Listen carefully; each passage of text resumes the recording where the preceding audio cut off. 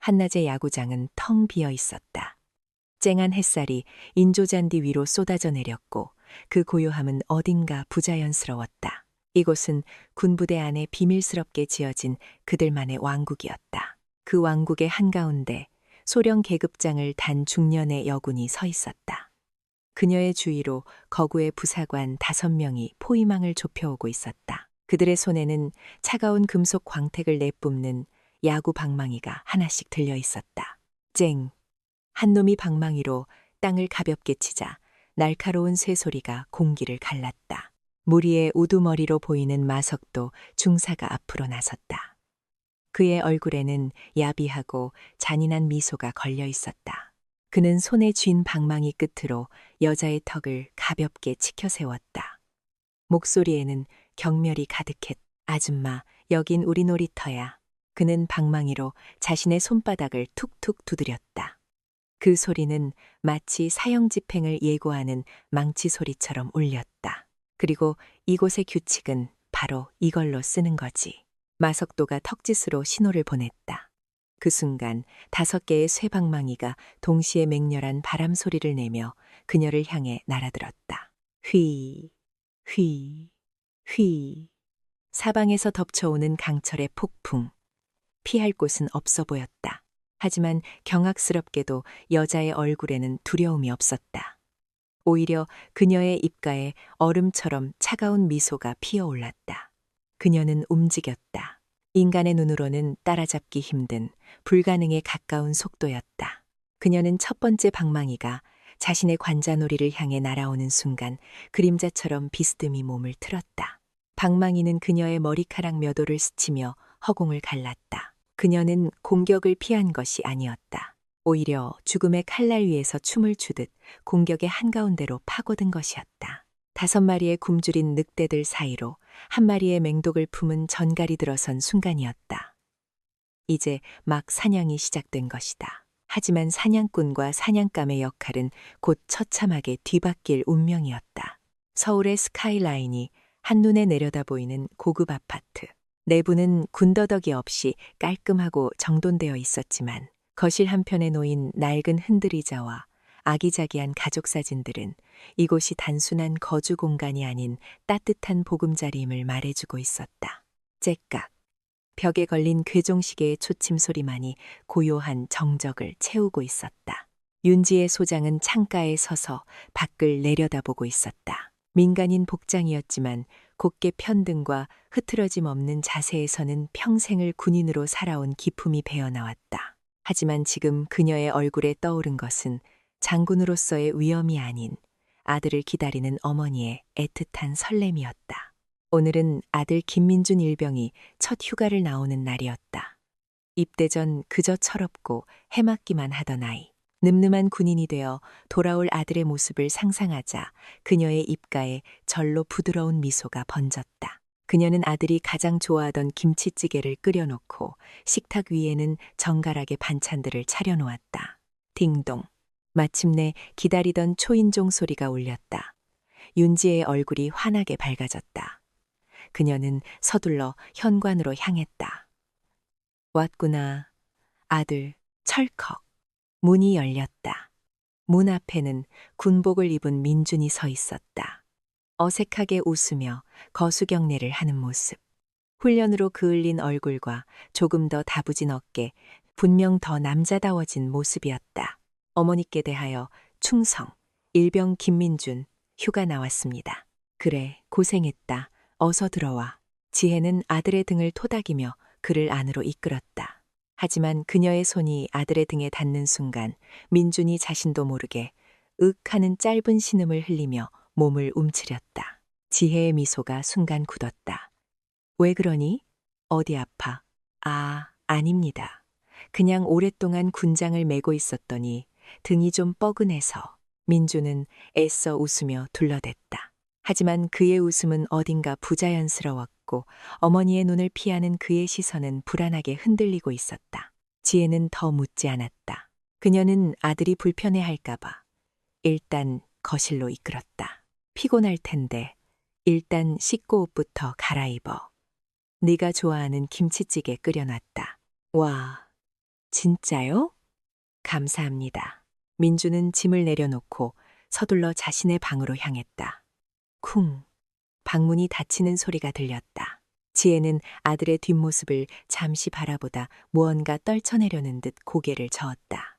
오랜만에 집에 와서 어색해서 그럴 것이다. 그녀는 애써 그렇게 생각하며 식사 준비를 마저 했다.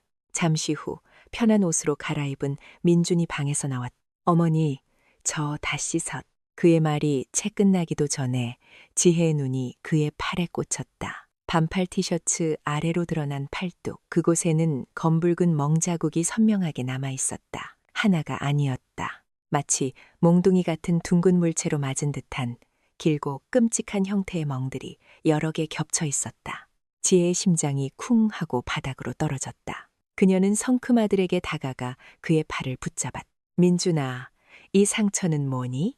그녀의 목소리는 낮고 차분했지만 그 안에는 화산처럼 들끓는 분노가 억눌려 있었다.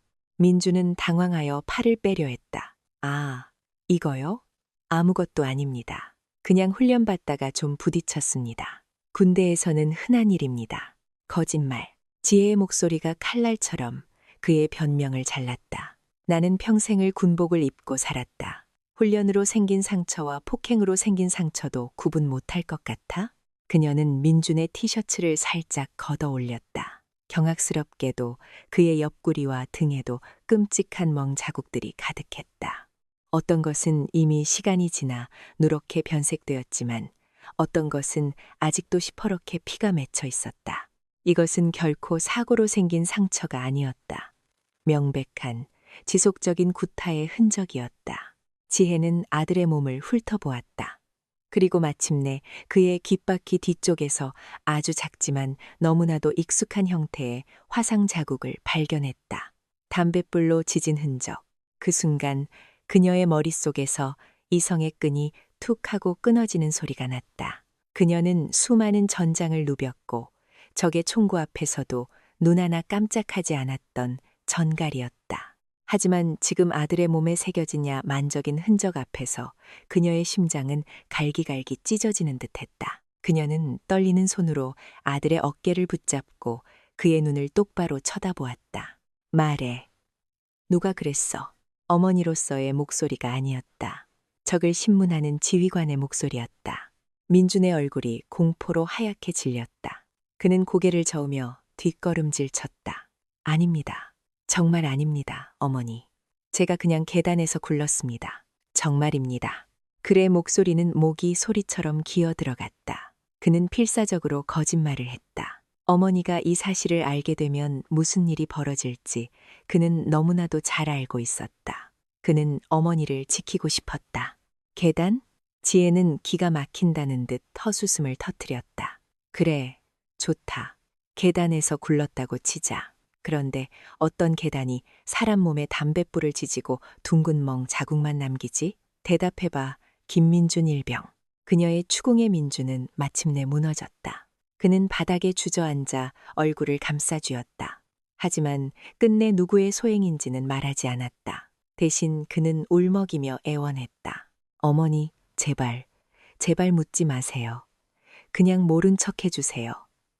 제가 해결할 수 있습니다. 어머니께서 나서시면 일이 더 커져요. 제발요. 아들의 애원은 비수가 되어 그녀의 심장에 밝혔다. 아들은 가해자가 두려운 것이 아니었다. 가해자들이 어머니에게 해를 끼칠까봐 두려워하고 있었다. 대체 어떤 놈들이기에 현역 소장의 아들을 이 지경으로 만들어 놓고도 그 어미의 보복을 두려워하지 않는단 말인가. 지혜는 더 이상 아들을 다그치지 않았다. 그녀는 조용히 자리에서 일어났다. 그리고는 바닥에 주저앉아 우는 아들을 차갑게 식어버린 눈으로 내려다보았다. 어머니로서의 뜨거운 눈물은 이미 안으로 말라붙어 버렸다. 이제 그녀의 안에서 깨어난 것은 자식을 해친 자들을 향한 어미 맹수의 원초적인 분노와 적을 섬멸하기 위해 길러진 전갈의 냉혹한 살기였다. 그녀는 방으로 들어가 문을 잠갔다. 그리고 옷장 깊숙한 곳에서 단 한 번도 집으로 가져오지 않았던 자신의 진짜 군복을 꺼냈다. 어깨 위에 빛나는 두 개의 별. 육군 특수전사령부 부사령관 윤지혜 소장의 전투복이었다. 그녀는 소장 군복을 입지 않았다. 대신 깔끔하게 다려진 소령 계급장의 전투복을 꺼내 입었다. 적진에 침투할 때는 자신의 진짜 모습을 숨겨야 하는 법이다. 그녀는 보안 처리된 위성 전화를 들었다. 그리고 익숙한 번호를 눌렀다. 신호가 몇 번 울린 후 저편에서 절도 있는 목소리가 들려왔다. 충성, 중령, 박진수입니다. 그녀의 직속 부하였다. 윤지혜의 목소리는 얼음처럼 차가웠다. 나다. 지금부터 내 말 잘 들어. 제27 기계화보병사단 이지스 여단. 그곳에 대한 특별 감찰 계획을 수립한다. 감찰관은 나다. 계급은 소령, 신분은 합참에서 파견된 감사장교로 위장한다. 자네는 내가 요청하기 전까지 절대로 움직이지 마. 이것은 전갈의 명령이다. 수학이 저편에서 숨막히는 정적이 흘렀다. 전갈이라는 코드명이 나왔다는 것은 비공식적인 그리고 무자비한 작전이 시작되었음을 의미했다. 알겠습니다, 장군님. 전화를 끄는 지혜는 거울 앞에 섰다. 거울 속에는 다정한 어머니가 아닌 차가운 눈빛의 여군 소령이 서 있었다. 그녀는 아들의 몸에 새겨진 멍자국 하나하나를, 흉터 하나하나를 기억 속에 새겼다. 기다려라, 개자식들아. 그녀는 속으로 되뇌었다. 어미 전갈이 너희들의 지옥으로 직접 간다. 그녀는 방문을 열고 나왔다. 거실에서는 아직도 아들의 희미한 흐느낌이 들려왔다. 그녀는 식탁 위에 정성껏 차려놓았던 김치찌개를 말없이 바라보았다. 따뜻했던 찌개는 이제 그녀의 심장처럼 차갑게 식어 있었다. 제27기계 화보병사단 이지스 여단.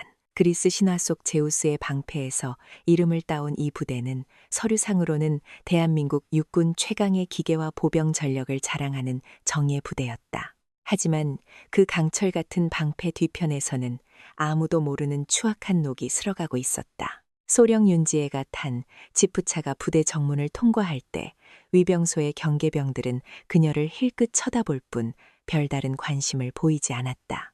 여군, 그것도 나이든 소령 계급의 장교. 그들의 눈에는 그저 따분한 서류 작업을 위해 본부에서 파견된 아줌마로 보일 뿐이었다. 지혜는 그들의 시선을 무시했다. 오히려 이런 무관심이 그녀의 위장을 더 완벽하게 만들어주고 있었다. 그녀는 행정반에 들러 자신의 파견 명령서를 제출했다.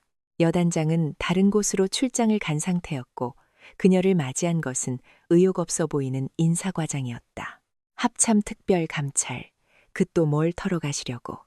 저희 부대는 먼지 하나 안 나오는 깨끗한 부대입니다, 소령님. 인사과장은 코웃음을 치며 그녀를 빈 사무실로 안내했다. 그 태도에는 은근한 무시와 경계심이 뒤섞여 있었다. 지혜는 아무 말 없이 그의 안내를 따랐다. 그녀는 싸우러 온 것이 아니었다. 사냥하러 온 것이었다.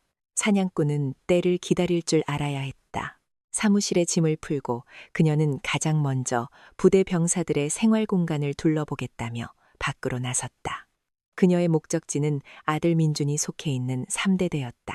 아들의 생활관, 아들이 밥을 먹는 식당, 아들이 훈련받는 연병장. 그녀는 어머니의 마음으로 그 모든 공간을 눈에 담으며 동시에 사냥꾼의 눈으로 상처의 근원을 찾고 있었다. 그녀가 3대대 막사 뒤편의 낡은 창고 지역을 지날 때였다. 퍽퍽 둔탁한 소리가 들려왔다.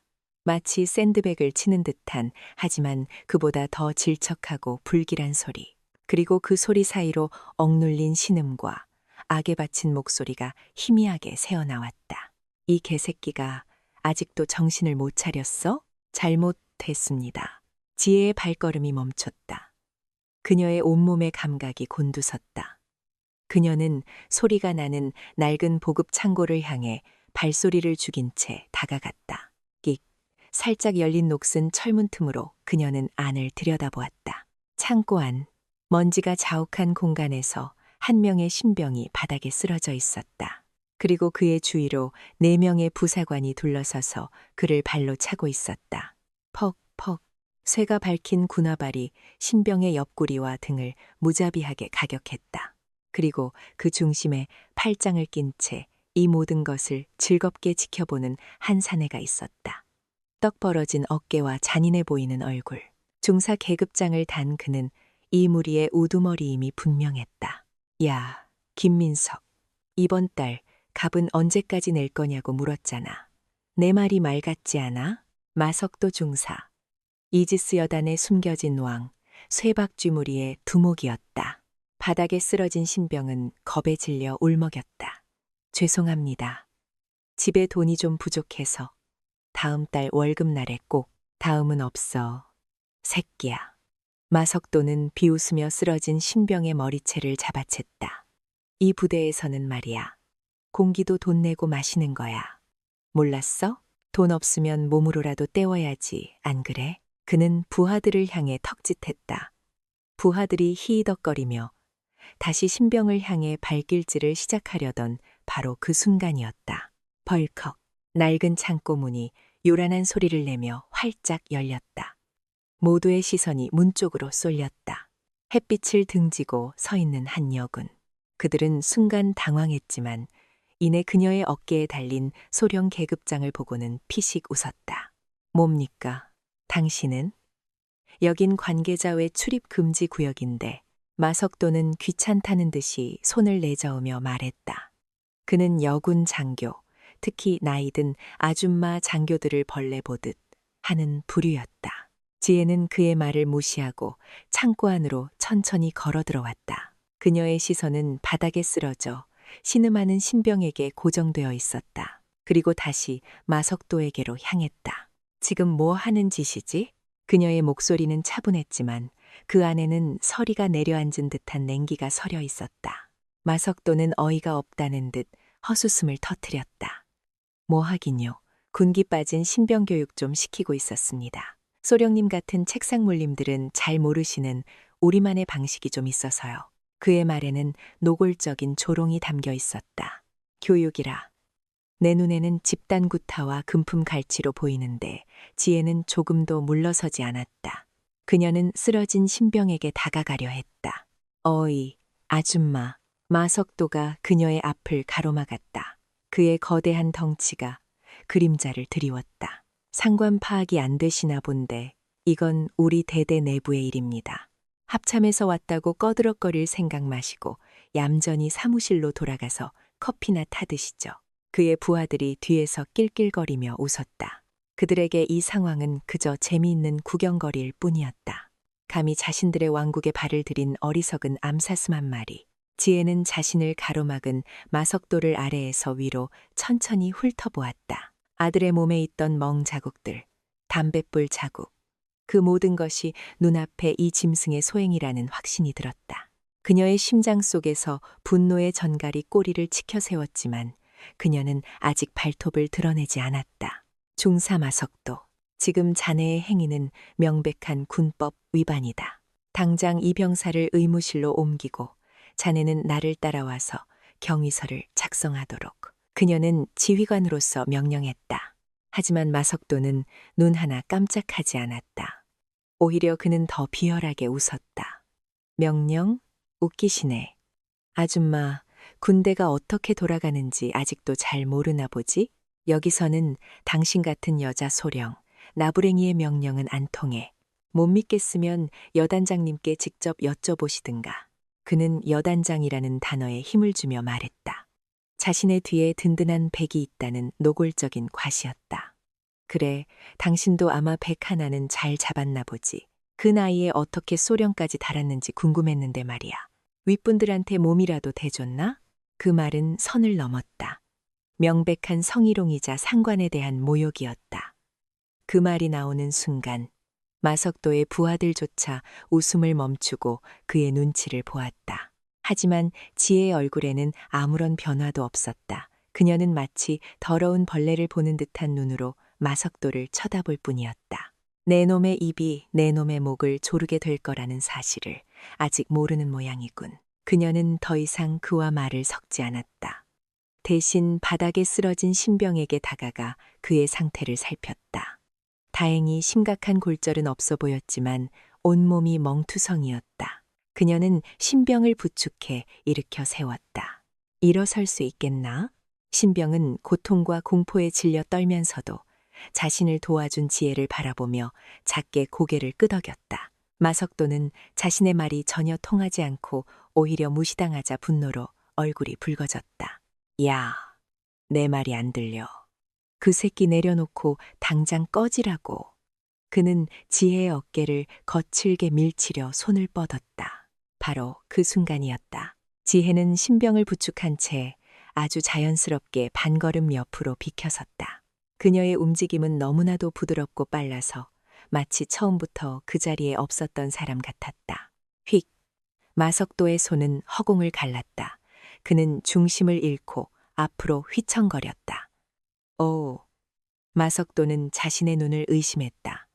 분명히 눈앞에 있었는데 그는 다시 지혜를 붙잡으려 했지만 그녀는 이미 신병을 데리고 창고 문 밖으로 나가고 있었다. 이 미친년이. 마석도는 뒤늦게 욕설을 내뱉으며 그들을 쫓아가려 했다. 하지만 그의 부하 중 하나가 그를 말렸다. 중사님 참으십시오. 저 여자 합참에서 온 감찰반입니다. 괜히 여기서 일 크게 만들 필요 없습니다. 어차피 며칠 있다 갈 사람입니다. 마석도는 분을 사기지 못하고 주먹으로 창고 벽을 내리쳤다. 쾅! 낡은 합판 벽이 움푹 패였다. 두고 봐. 저 아줌마가 여기서 뭘 할 수 있는지 내가 아주 제대로 가르쳐주지.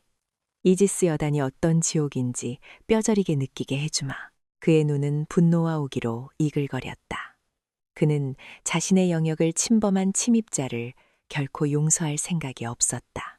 한편 창고를 빠져나온 지혜는 신병을 의무실로 데려갔다.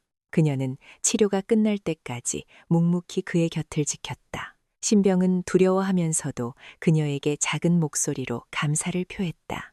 감사합니다, 소령님. 이름이 뭐지? 이병, 김민석입니다. 기억해두겠다. 지혜는 의무실을 나와 자신의 임시 사무실로 돌아왔다. 창밖으로는 이미 해가 뉘엿뉘엿 지고 있었다. 그녀는 책상에 앉아 수첩을 꺼내 들었다. 그리고 첫 번째 이름을 적었다. 중사 마석도. 그 이름 아래 그녀는 몇 개의 단어를 더 적었다. 집단 구타, 금품 갈취, 상관 모욕, 성희롱, 그리고 마지막으로 한 단어를 덧붙였다. 제거 대상 1호. 그녀는 만년필 뚜껑을 닫았다. 딸깍하는 작은 소리가 마치 사형 집행을 허가하는 도장 소리처럼 차갑고 고요한 사무실 안을 울렸다. 이제 게임은 시작되었다. 다음 날 아침 이지스 여단에는 보이지 않는 전운이 감돌았다. 합참에서 파견된 깐깐한 아줌마 소령과 3대대의 무소불위 권력자 마석도 중사가 제대로 붙었다는 소문은 하룻밤 사이에 부대 전체로 퍼져나갔다. 병사들은 두려움과 함께 희미한 기대감을 품었고 부사관들과 장교들은 앞으로 벌어질 일들을 예의주시하며 몸을 사렸다.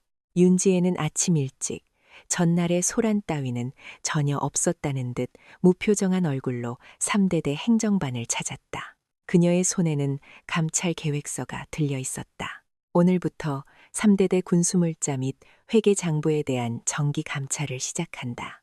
모든 관련 서류를 즉시 제출하도록. 그녀의 감찰 대상 1호는 바로 마석도가 관리하는 보급 창고와 그의 손을 거치는 모든 물품 목록이었다. 이것은 선전포고였다. 그의 왕국, 그의 돈주를 직접 겨누겠다는 명백한 의사표현. 마석도는 팔짱을 낀 채 삐딱하게 서서 그녀를 맞이했다. 그의 얼굴에는 밤새 쌓인 분노와 함께 어디 한번 해보시지 하는 오만한 자신감이 넘실거렸다. 아이고, 소령님, 아침부터 부지런하시네요. 밤새 안녕하셨습니까? 그의 말투는 존댓말이었지만 억양에는 노골적인 비아냥이 섞여 있었다. 장부부터 가져와 지혜는 그의 조롱을 무시하고 본론으로 들어갔다. 물론이죠. 그런데 소령님, 저희 창고가 좀 복잡해서요. 서류만 봐서는 이해하기 힘드실 텐데 제가 친절하게 하나하나 설명해 드리는 게 어떻겠습니까? 마석도는 일부러 친절하게라는 단어에 힘을 주며 기름기 낀 미소를 지었다. 그는 지혜를 자신의 주무대인 보급 창고로 끌어들여 그곳에서 그녀를 완벽하게 망신시킬 계획이었다. 지혜는 그의 속셈을 꿰뚫어 보고 있었지만 순순히 그의 제안을 받아들였다. 좋다, 안내해. 보급 창고는 마석도의 성정이었다. 수많은 군수 물품들이 산더미처럼 쌓여 있었고 오직 그와 그의 부하들만이 그 물건들이 어디에 어떻게 보관되어 있는지 알 수 있었다. 그는 일부러 가장 복잡하고 먼지가 자욱한 곳으로 그녀를 이끌었다. 자, 보시죠. 소령님. 이쪽은 K 소총 부품들인데 종류만 수백 가지가 넘습니다. 일일이 확인하시려면 아마 오늘 안에 퇴근하시긴 글렀을 겁니다. 그는 지혜가 복잡한 부품 목록과 실물을 대조하다가 지쳐 포기하거나 실수를 저지르기를 기대했다. 하지만 그의 예상은 완전히 빗나갔다. 지혜는 장부를 한번, 쌓여있는 상자들을 한번 쓱 훑어보더니 한쪽 구석에 먼지가 뽀얗게 쌓인 상자 하나를 가리켰다. 저 상자, 열어봐. 마석도는 순간 당황했다. 네? 저건 그냥 예비 부품들인데 열어보라고 했다. 지혜의 목소리는 단호했다. 마석도는 마지못해 부하를 시켜 상자를 열게 했다. 삐걱거리는 소리와 함께 상자가 열리자 안에는 총기 부품이 아닌 고급 위스키와 양담배들이 가득 들어 있었다. 마석도와 그의 부하들이 빼돌려 외부로 팔아넘기던 상품이었다. 마석도의 얼굴이 굳어졌다. 이건 부대 축제 때 사용하고 남은 물품들인데 미처 정리를 못했습니다. 축제라. 지혜는 코웃음을 쳤다. 장부에는 K 소총 놀이수의 뭉치 50세트라고 되어 있는데 언제부터 우리 군이 위스키로 총을 쏘게 됐지? 그녀는 다음 목표물을 향해 걸어갔다. 전투식량 박스들이었다. 이 전투식량 유통기한이 언제까지지? 전부 내년까지로 되어 있습니다. 그래? 내가 보기엔 아닌 것 같은데. 저기 세 번째 줄, 다섯 번째 박스 꺼내봐. 마석도는 식은땀을 흘리며 부하에게 눈짓했다. 부하가 꺼낸 박스를 열자 안에서는 역한 냄새가 풍겨나왔다. 유통기한이 2년이나 지난 곰팡이가 핀 전투 식량들이었다. 신형 전투 식량은 이미 외부 시장으로 빼돌려지고 폐기해야 할 구형 전투 식량으로 채워놓은 것이었다. 이것도 축제 때 쓰고 남은 건가? 지혜의 목소리는 얼음장처럼 차가웠다. 마석도의 얼굴은 이제 하얗게 질려 있었다. 그는 이해할 수 없었다. 수백, 수천 개의 상자들 속에서 어떻게 그녀가 귀신같이 문제 있는 상자들만 골라낼 수 있는지. 그녀는 그저 대충 훑어볼 뿐인데 마치 모든 것을 꿰뚫어보는 듯했다. 그것은 지혜가 수십 년간 특수작전을 지휘하며 익힌 인간의 상상을 초월하는 관찰력과 직관력 덕분이었다. 먼지가 쌓인 정도, 상자가 놓인 위치의 미세한 어긋남, 다른 상자들과 다른 포장 테이프의 종류, 그녀의 눈에는 그 모든 비정상적인 신호들이 보이고 있었다. 마석도는 궁지에 몰리자 화제를 돌려 그녀를 인신공격하기 시작했다. 그는 일부러 지혜의 얼굴 바로 앞까지 다가서며 역겨운 미소를 지었다. 이야, 소령님 정말 대단하시네요. 서류만 보시는 줄 알았더니 창고 정리도 아주 잘하시겠어요. 역시 아줌마는 아줌마네. 그의 비열한 도발에도 지혜는 눈 하나 깜짝하지 않았다. 계속해봐. 솔직히 말해서 아줌마가 군수물자 장부를 뭘 알겠습니까? 혹시 제 방에 있는 다른 물건을 검사하고 싶으신 건 아니고요? 그의 목소리는 노골적으로 성희롱의 의도를 담고 있었다. 그의 부하들이 뒤에서 저질스러운 웃음을 터뜨렸다. 바로 그 순간 지혜는 기다렸다는 듯이 받아쳤다. 그녀의 목소리는 조용했지만 창고 안의 모든 사람의 귀에 대고 외치는 것처럼 날카롭고 명확했다.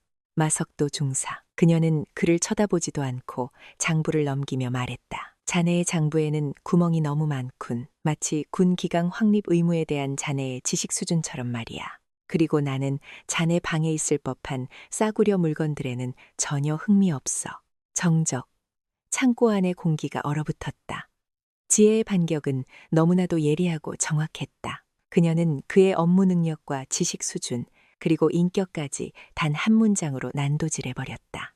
싸구려라는 단어는 마석도의 자존심에 깊은 상처를 냈다. 조금 전까지 낄낄거리던 부하들의 웃음소리가 멎었다. 그들은 자신들의 우두머리가 한낱 아줌마 소령에게 말 한마디로 처참하게 박살나는 장면을 목격하고 있었다. 마석도의 얼굴이 시뻘겋게 달아올랐다. 분노와 수치심으로 온몸이 부들부들 떨렸다. 그는 주먹을 꽉 쥐었지만 차마 휘두를 수는 없었다. 그녀는 폭력을 유도하고 있었다. 그가 먼저 주먹을 날리는 순간 그는 돌이킬 수 없는 수렁에 빠지게 될 터였다. 그는 분을 사귀지 못하고 씩씩거렸다. 지혜는 그런 그를 처음부터 존재하지 않았다는 듯이 무시하고 감찰을 계속했다. 그녀가 손가락으로 가리키는 곳마다 비리의 증거들이 속속들이 터져 나왔다. 유류 출납 기록 조작, 피복 사이즈 조작을 통한 횡령, 심지어는 병사들에게 지급되어야 할 동계 방한용품까지 빼돌린 정황이 드러났다. 마석도는 이제 저항을 포기했다. 그는 마치 사형 선고를 기다리는 죄수처럼 넋이 나간 표정으로 그녀가 자신의 왕국을 해체하는 모습을 지켜볼 뿐이었다. 감찰이 거의 끝나갈 무렵 지혜는 창고의 모든 장부와 실제 재고가 맞지 않는다는 결론을 내렸다. 엄청난 양의 물품들이 사라졌군. 이 모든 것들은 어디로 갔지? 마석도 중사. 마석도는 대답하지 않았다. 그는 그저 이를 갈며 지혜를 노려볼 뿐이었다. 이제 그는 깨달았다. 저 여자는 보통 내기가 아니다. 그가 지금까지 상대해왔던 어설픈 감찰관들과는 차원이 다른 진짜 사냥꾼이었다. 정면으로 부딪혀서는 승산이 없었다. 그는 다른 방법을 찾아야 했다. 더 은밀하고 더 확실한 방법. 지혜는 감찰을 마치고 창고를 나섰다. 그녀의 등 뒤로 마석도의 증오에 찬 시선이 비수처럼 날아와 밝혔다. 지혜는 그 시선을 느끼면서도 조금도 개의치 않았다. 이것은 시작일 뿐이다. 그녀는 속으로 생각했다. 내 놈의 돈줄을 끊었으니 이제 내 놈의 숨통을 끊어주마. 그녀의 발걸음은 조금의 흔들림도 없었다. 그녀는 이미 다음 사냥터를 향해 나아가고 있었다. 마석도의 비리가 향하는 종착점. 그 돈이 세탁되고 있는 거대한 세탁소를 찾아서 그리고 그곳에서 그녀는 이 모든 사건의 더 추악한 진실과 마주하게 될 운명이었다. 보급 창고에서의 감찰은 마석도의 왕국에 깊은 균열을 냈다. 하지만 윤지혜는 그것이 전부가 아니라는 것을 알고 있었다. 사라진 군수 물자들, 조작된 장부들, 그것들은 결과일 뿐. 그 결과를 만들어낸 자금의 흐름, 즉 돈 세탁의 과정을 파악해야만 이 부패의 고리를 완전히 끊어낼 수 있었다. 그녀는 다음 감찰 대상으로 부대의 시설 관리 및 예산 집행 내역을 요청했다. 서류상으로는 모든 것이 완벽해 보였다. 정기적인 시설 보수, 훈련장 관리 비용, 병사복지 예산 등 모든 항목이 규정에 맞게 집행된 것처럼 꾸며져 있었다. 하지만 지혜는 그 완벽함 속에서 오히려 위화감을 느꼈다. 너무나도 깨끗해서 오히려 의심스러웠다. 그녀는 책상에 앉아 서류와 씨름하는 대신 직접 발로 뛰기로 했다.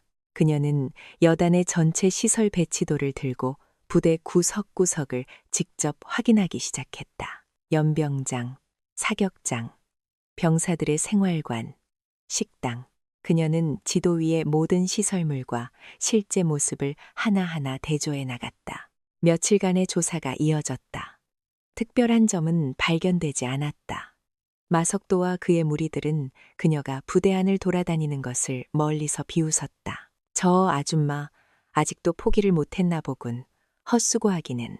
마석도는 자신의 돈 세탁 시스템이 완벽하다고 자신했다. 모든 것은 서류상 합법적인 시설 관리 비용으로 처리되었고 그 흔적을 일개 소령 따위가 찾아낼 리 없다고 믿었다.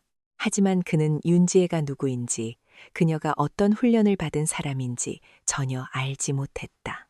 그녀는 특수부대 지휘관으로서 적진의 위성사진 한 장만으로도 지도에 없는 비밀 벙커나 위장 시설을 찾아내는 훈련을 평생 해온 전문가였다. 그녀의 눈은 평범한 지형지물 속에서 미세한 차이와 부조화를 찾아내는 데 특화되어 있었다. 그리고 마침내 그녀는 그것을 발견했다. 부대 후방, 버려진 탄약고 구역 근처. 지도상으로는 그저 평범한 공터여야 할 곳이었다. 하지만 그녀가 직접 그곳에 가보았을 때 그녀의 눈에 들어온 것은 무성한 잡초밭이 아니었다. 눈부신 인조잔디, 반짝이는 펜스, 그리고 최신식 조명탑까지 갖춘 완벽한 야구장이었다. 그 순간 지혜의 모든 감각이 경고 신호를 보냈다. 이것은 정상이 아니었다. 군부대 안에, 그것도 공식 도면에도 없는 사설 야구장이 존재한다는 것. 이것은 단순한 비리를 넘어선 부대의 사유화를 의미했다. 그녀는 야구장 주변을 천천히 둘러보았다. 인조잔디의 상태, 펜스의 재질, 조명탑의 모델명. 그녀는 모든 것을 꼼꼼히 살폈다. 그녀의 계산으로는 이 정도 규모의 시설을 짓는 데는 최소 수억 원의 예산이 필요했다. 하지만 지난 몇 년간의 부대시설 예산 서류 어디에도 야구장 건설 항목은 존재하지 않았다. 그렇다면 이 돈은 어디서 나왔는가? 답은 명백했다. 마석도가 빼돌린 군수물자를 팔아넘긴 검은 돈, 그리고 병사들에게서 갈취한 값. 그 모든 더러운 돈이 바로 이 야구장으로 흘러들어와 병사 복지를 위한 체육시설 확충이라는 허울 좋은 명목 아래 깨끗한 돈으로 세탁되고 있었던 것이다.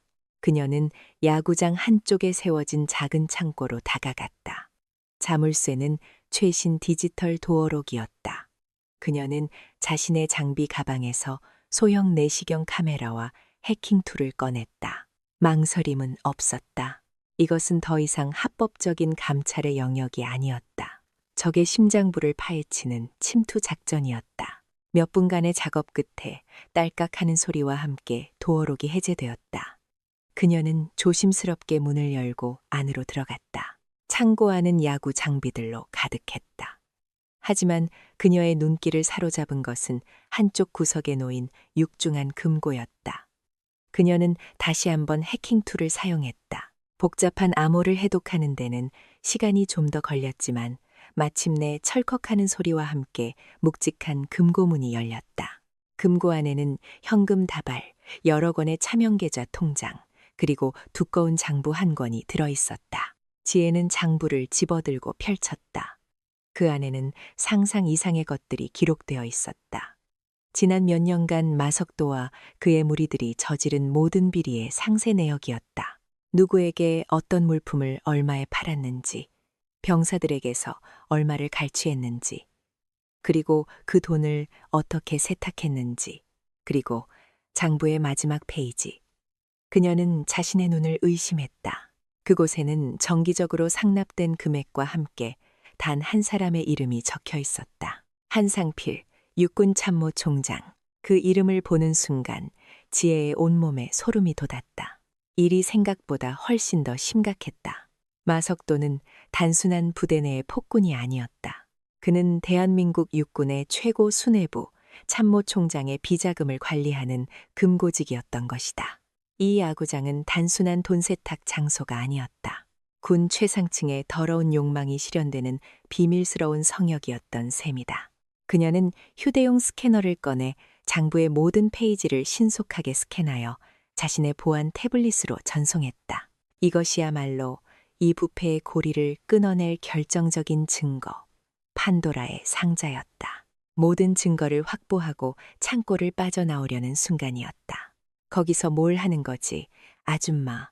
등 뒤에서 지옥의 사자처럼 차가운 목소리가 들려왔다. 지혜는 천천히 돌아보았다. 창고 입구의 마석도가 그의 4명의 부하들과 함께 서 있었다. 그들의 얼굴에는 더 이상 조롱 섞인 미소가 없었다. 오직 차갑고 잔인한 살기만이 번뜩이고 있었다. 마석도의 손에는 반짝이는 쇠야구 방망이가 들려 있었다. 그는 방망이 끝으로 바닥을 가볍게 치며 천천히 지혜에게 다가왔다. 땡. 금속성 마찰음이 창고 안을 섬뜩하게 울렸다. 내 성역에 함부로 발을 들이다니 당신 정말 죽고 싶어서 환장한 모양이군. 마석도는 이제 모든 것을 눈치챘다. 자신의 비밀이 완전히 탄로 났다는 것을. 그리고 그 비밀을 지키는 방법은 단 하나뿐이라는 것도. 처음에는 그냥 좀 망신만 주고 쫓아내려고 했어. 그런데 당신은 선을 넘어도 한참 넘었어. 이제 어쩔 수 없군. 그는 자신의 부하들을 향해 턱짓했다. 그들은 일제히 손에 든 야구방망이를 고쳐 잡으며 지혜를 향한 포위망을 좁혀왔다. 오늘 밤 부대 뒷산에서 실족사한 여군 장교 한 명의 시체가 발견될 거다. 참 안타까운 일이지. 안 그런가? 소령님, 마석도의 눈은 완전히 마시가 있었다. 궁지에 몰린 쥐가 고양이를 물듯 그는 이제 이성을 잃고 폭주하기 시작했다. 지혜는 조용히 스캐너를 가방에 집어넣었다. 그녀의 얼굴에는 공포나 당황의 기색이 전혀 없었다. 오히려 그녀는 안도의 한숨을 내쉬는 듯 했다. 그래, 차라리 이렇게 나오는 편이 이야기가 빠르겠지. 그녀는 몸을 풀듯 목을 가볍게 좌우로 돌렸다. 우두둑, 뼈마디가 풀리는 소리가 났다. 이제 곧 알게 될 거다. 중사마석도. 그녀의 입가에 차가운 미소가 떠올랐다. 내 놈들이 건드린 것이 평범한 아줌마가 아니었다는 사실을. 사냥의 마지막 단계가 시작되었다. 이제 더 이상 지혜와 명분 싸움은 필요 없었다. 오직 육체와 육체가 부딪히는 원초적인 생존 투쟁만이 남았을 뿐. 5개의 쇠 방망이가 한 사람을 향해 겨누어졌다. 하지만 그들은 아직 몰랐다. 자신들이 지금 사냥하려는 상대가 대한민국 특수전 최강의 병기 전갈이라는 사실을. 야구장 창고에서의 대치는 의외의 결말로 끝났다. 마석도가 방망이를 휘두르기 직전 멀리서 순찰을 돌던 당직 사관의 손전등 불빛이 그쪽을 향해 비춰왔다. 칫! 마석도는 욕설을 내뱉으며 어쩔 수 없이 물러섰다. 운 좋은 줄 알아라, 아줌마. 그의 눈빛은 그렇게 말하고 있었다. 윤지혜는 유유히 그곳을 빠져나왔다. 그녀는 이미 원하는 것을 모두 손에 넣었다.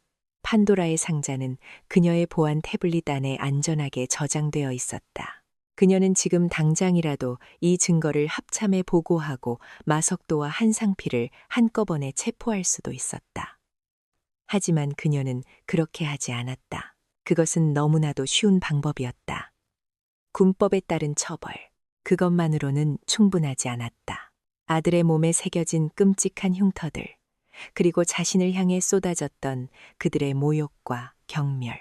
그 죗값은 법정의 판결만으로는 다 씻어낼 수 없었다.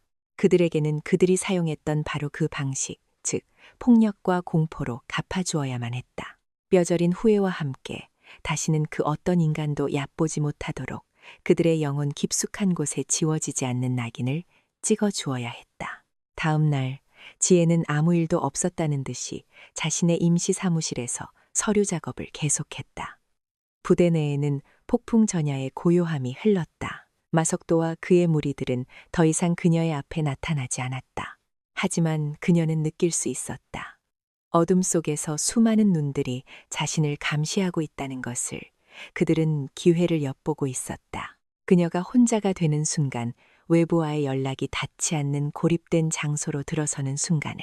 오후가 되자 마침내 그들의 움직임이 시작되었다. 똑똑. 노크 소리와 함께 마석도가 혼자 사무실 문을 열고 들어왔다. 어제 창고에서 보이던 살기는 온데간데 없고 그의 얼굴에는 어색하고 비굴한 미소가 걸려 있었다. 소령님, 잠시 드릴 말씀이 있습니다. 지혜는 서류에서 눈을 떼지 않은 채 차갑게 말했다. 용것만 간단히 해. 마석도는 머뭇거리며 안으로 들어와 고개를 숙였다. 어제 창고에서의 일은 정말 죄송했습니다. 제가 잠시 이성을 잃고 큰 실수를 저질렀습니다. 부디 너그러이 용서해 주십시오. 그의 갑작스러운 사과는 너무나도 부자연스러웠다. 지혜는 그가 무슨 꿍꿍이인지 알면서도 그의 연극을 계속 지켜보기로 했다. 용서라. 군법을 어기고 상관을 모욕한 죄가 그렇게 쉽게 용서받을 수 있는 것이었던가? 물론 아닙니다.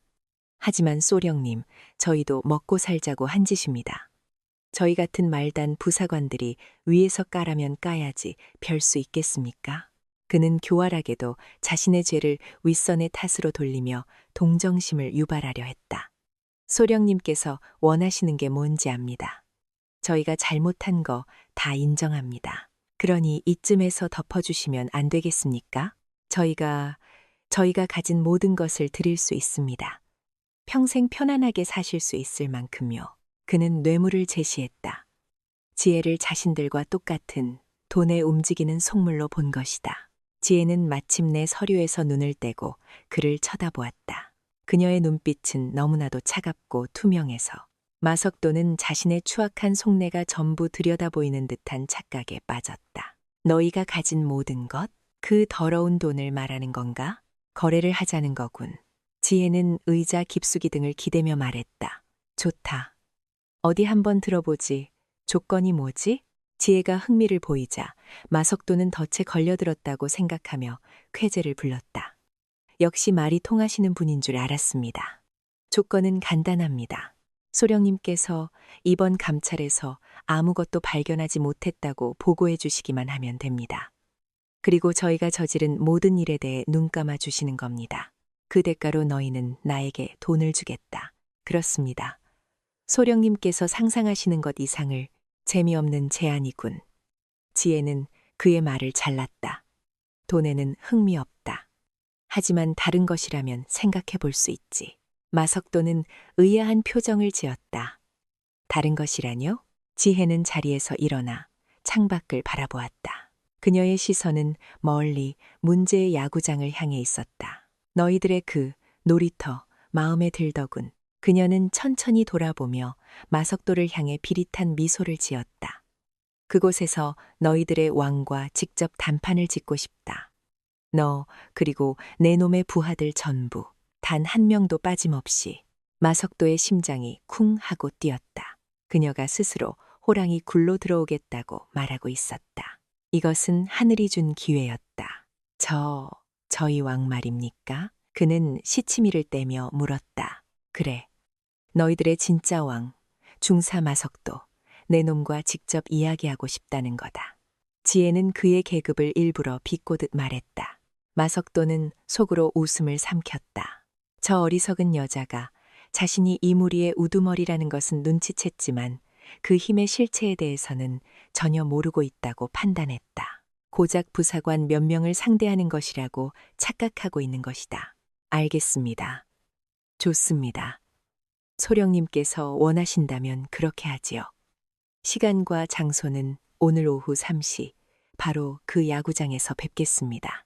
마석도는 최대한 정중하게 말했지만 그의 눈에는 이미 사냥감을 앞에 둔 포식자의 잔인한 빛이 번뜩이고 있었다.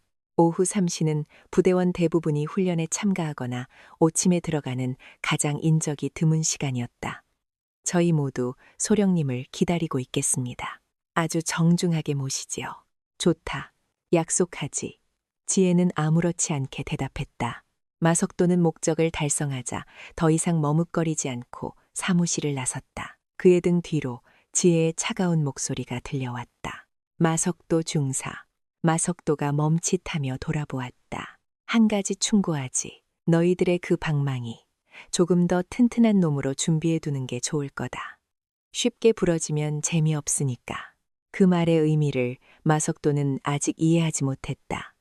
그는 그저 저 여자가 미쳤거나 아니면 죽음을 각오하고 마지막 허세를 부리는 것이라고 생각했다. 그는 피식 웃으며 사무실을 완전히 빠져나왔다. 혼자 남은 지혜는 다시 창밖의 야구장을 바라보았다. 그녀는 모든 것을 알고 있었다. 이것은 협상이 아닌 처형을 위한 초대장이라는 것을. 그들은 그곳에서 자신을 집단으로 폭행하고 모든 것을 잃은 그녀에게 굴욕적인 항복을 받아낼 셈이었다.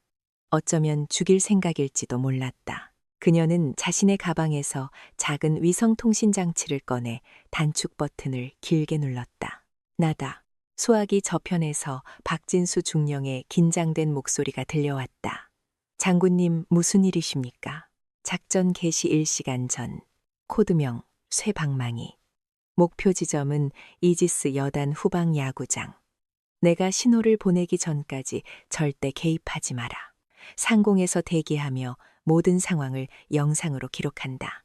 이것은 명령이다. 하지만 장군님, 혼자서는 위험합니다. 내 안전은 내가 책임진다. 지혜의 목소리는 단호했다. 이것은 단순한 체포작전이 아니다. 심판이다. 그리고 심판은 내가 직접 내려야겠다. 뚝. 그녀는 통신을 끊었다. 그녀는 전투복 상의를 벗었다. 그 안에는 격한 활동에도 불편함이 없는 검은색 특수 활동복을 입고 있었다. 그녀는 관절을 풀며 천천히 몸을 움직였다. 우두둑, 우두둑. 오랫동안 잠들어 있던 근육과 신경이 깨어나기 시작했다. 그녀의 몸은 수많은 상처와 흉터로 뒤덮여 있었다. 지난 수십 년간 수많은 비밀 작전과 전장을 누비며 얻은 영광의 상처들이었다. 그녀는 거울에 비친 자신의 모습을 바라보았다. 중년의 여군 소령의 모습 뒤로 서서히 다른 그림자가 떠오르고 있었다. 어둠 속에서 소리 없이 움직이며 적의 숨통을 끊는 맹독의 암살자. 전갈. 그녀는 마지막으로 아들의 사진을 바라보았다. 환하게 웃고 있는 아들의 모습. 민준아, 엄마가 내 몫까지 전부 갚아주고 오마. 그녀는 문을 열고 나섰다. 오후의 햇살이 그녀의 어깨 위로 쏟아져 내렸다. 그녀는 자신의 처형장이 돼. 그러나 곧 적들의 무덤이 될 그곳을 향해 한치의 망설임도 없이 걸어갔다. 심판의 시간이 마침내 다가오고 있었다. 오후 3시의 야구장은 거대한 결투장이었다. 태양은 중천에 떠 있었지만 그 빛은 따스함 대신 긴장감을 더할 뿐이었다. 홈플레이트 위 윤지혜는 홀로 서 있었다. 그녀의 주위로 마석도와 그의 4명의 덩치 큰 부하들이 천천히 포위망을 좁혀왔다. 그들의 손에는 번쩍이는 금속 야구 방망이가 들려 있었고 그들의 얼굴에는 사냥감을 완전히 궁지에 몰아넣었다는 확신에 찬 잔인한 미소가 걸려 있었다. 마석도가 앞으로 나섰다. 그는 손에 쥔 방망이 끝으로 그녀의 턱을 가볍게 치켜 세웠다. 목소리에는 경멸이 가득했다. 아줌마, 여긴 우리 놀이터야. 그는 방망이로 자신의 손바닥을 툭툭 두드렸다. 그 소리는 마치 사형 집행을 예고하는 망치 소리처럼 울렸다. 그리고 이곳의 규칙은 바로 이걸로 쓰는 거지. 그는 더 이상 시간을 끌지 않았다. 그는 턱짓으로 신호를 보냈다. 전현을 반쯤 죽여놔라. 그 말이 떨어지기 무섭게 5개의 쇠 방망이가 동시에 맹렬한 바람 소리를 내며 그녀를 향해 날아들었다. 휙, 휙, 휙. 오른쪽에서는 머리를, 왼쪽에서는 옆구리를, 정면에서는 다리를 노리는 피할 곳 없는 강철의 폭풍. 일반적인 사람이라면 비명조차 지르지 못하고 그 자리에서 뼈가 으스러졌을 것이다. 하지만 경악스럽게도 지혜의 얼굴에는 두려움이 없었다. 오히려 그녀의 입가의 얼음처럼 차가운 미소가 피어올랐다. 그녀는 움직였다. 그것은 인간의 움직임이 아니었다. 마치 한 마리의 검은 유령 혹은 춤을 추는 그림자 같았다. 가장 먼저 그녀의 관자놀이를 향해 날아온 첫 번째 방망이. 지혜는 상체를 뒤로 살짝 젖히는 것만으로 공격을 피했다. 방망이는 그녀의 코앞을 아슬아슬하게 스쳐 지나갔다. 공격을 한 덩치 큰 부사관은 자신의 공격이 빗나간 것에 당황하여 중심이 앞으로 쏠렸다. 바로 그 순간이었다. 지혜는 피하는 동시에 앞으로 파고들었다. 그리고는 놈의 중심축이 된 왼쪽 무릎 관절을 자신의 팔꿈치로 정확하게 가격했다. 뚝! 뼈가 부러지는 둔탁하고 끔찍한 소리가 났다. 크악! 놈은 비명을 지르며 쓰러졌다. 그의 손에서 방망이가 튕겨져 나갔다. 지혜는 떨어지는 방망이를 왼손으로 가볍게 낚아챘다. 이 모든 것이 1초도 안 되는 시간에 일어났다. 뭐야? 다른 놈들이 당황하는 사이 지혜의 움직임은 멈추지 않았다. 그녀는 이제 자신의 손에 들어온 방망이를 휘둘렀다. 하지만 그녀는 방망이의 무거운 쪽이 아닌 손잡이 쪽을 사용했다. 그녀의 목적은 파괴가 아닌 제압이었다. 두 번째 놈이 그녀의 옆구리를 향해 방망이를 휘둘렀다. 지혜는 몸을 낮추며 그 공격을 피하는 동시에 손에 쥔 방망이의 손잡이 끝으로 공격자의 손목을 강하게 내리쳤다. 뼈에 금이 가는 소리와 함께 놈은 고통에 찬 비명을 지르며 방망이를 놓쳤다. 그의 공격 능력은 완전히 무력화되었다. 이 미친년이. 세 번째 놈이 겁을 상실하고 정면에서 달려들었다. 그는 방망이를 수직으로 내려찍었다. 지혜는 옆으로 한 걸음 피하며 그의 옆구리를 향해 자신의 방망이를 휘둘렀다. 퍽! 둔탁한 소리와 함께 놈은 컥 하고 숨을 내뱉으며 옆으로 쓰러졌다. 갈비뼈 몇 대가 부러졌을 것이다. 이제 남은 것은 네 번째 놈과 이 모든 광경을 믿을 수 없다는 듯 멍하니 지켜보고 있는 마석도뿐이었다. 네 번째 놈은 공포에 질려 뒷걸음질 쳤다. 오지 마. 지혜는 그에게 방망이를 집어 던졌다. 방망이는 회전하며 날아가 정확하게 놈의 정강이를 강타했다. 쨍하는 금속성 파열음과 함께 놈은 비명을 지르며 나뒹굴었다. 불과 10초. 10초 만에 4명의 거구는 비명을 지르며 바닥을 뒹구는 신세가 되었다. 그들이 휘두른 공격은 단 한 번도 그녀의 몸에 닿지 못했다. 오히려 그들의 무기는 이제 그녀의 손에 들려 그들의 동료를 심판하는 도구가 되었다. 야구장에는 고통스러운 신음소리와 마석도의 거친 숨소리만이 남았다. 그는 눈앞의 상황을 도저히 믿을 수 없었다. 저것은 여자가 아니었다. 인간의 형상을 한 재앙이었다. 너, 정체가 뭐야? 지혜는 손에 쥔 방망이를 바닥에 버렸다. 쨍그랑. 내 놈들을 심판하러 온 사람이다. 그녀는 맨손으로 천천히 마석도를 향해 걸어갔다. 마석도는 극도의 공포 속에서 마지막 발악을 했다. 그는 괴성을 지르며 남은 힘을 다해 방망이를 그녀의 머리를 향해 휘둘렀다. 죽어! 지혜는 정면으로 그 공격을 마주했다. 그녀는 피하지 않았다. 오히려 날아오는 방망이를 향해 자신의 왼손을 뻗었다. 손날이었다. 콰직. 금속과 뼈가 부딪히는 믿을 수 없는 소리가 울려 퍼졌다. 놀랍게도 마석도의 쇠 방망이가 그녀의 손날을 맞고 그대로 V자로 휘어져 버렸다. 마석도는 자신의 눈을 의심했다. 인간의 손날이 어떻게 쇠방망이를. 그가 경악하는 사이 지혜의 오른손이 움직였다. 그녀의 손이 합장하듯 모아지더니 수도 서다오가 되어 휘어진 방망이의 중앙을 내리쳤다. 쩍! 쇠 방망이가 마치 마른 나뭇가지처럼 두 동강으로 부러져 버렸다. 이제 마석도의 손에는 부러진 방망이 손잡이만 남아 있었다.